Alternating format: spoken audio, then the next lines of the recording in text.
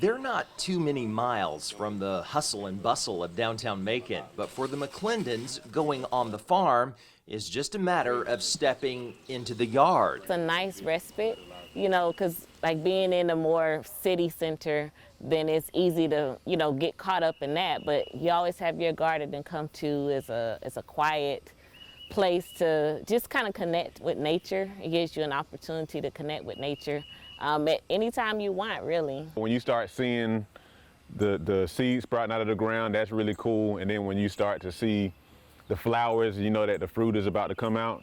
And so that's also really cool too. And so you just kind of feel like really happy whenever you can pick this out of your garden and be like, man, you know, I grew this. The McClendons plant a treasure trove of summer vegetables they watch spring to life each year in their backyard. We got some tomatoes planted, we got squash, and we have some beans, some green beans planted.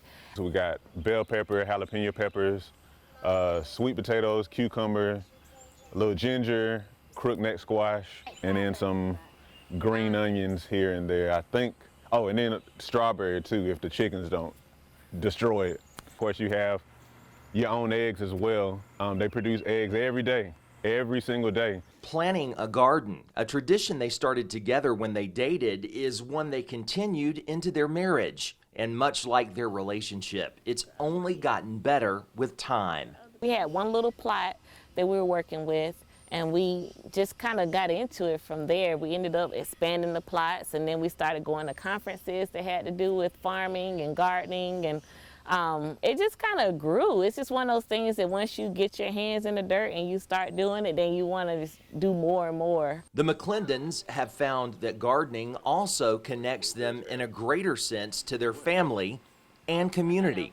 If you do right, you can feed yourself, but then you also have plenty to share. And that's like one of the benefits of gardening, is that you can share what you grow with other people. I started learning a lot about the victory gardens back in World War I, World War II times, and how people like actively came together to grow food to kind of support the whole nation to do their part. That was like a really powerful concept to me, you know, because like a lot of times we have these yards that, I mean, you got dirt and you can easily kind of grow something, but a lot of times we don't really think about anything except for lawns. For Veronica McClendon, gardening grows a stronger connection between her and those she serves in her law practice.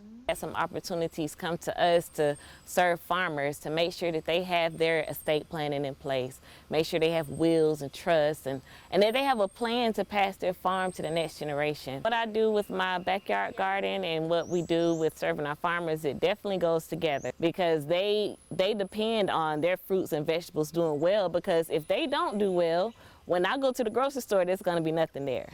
So it's all connected to me, and it's just like a way for me to stay in touch and to have that reminder that the people that I serve, what I'm doing for a hobby is what they're doing as a livelihood. And if you're on the fence when it comes to planting your own garden, the McClendons encourage you to get your hands dirty. Just grow a tomato plant or grow like some cucumbers, something that's easy to show that it's possible.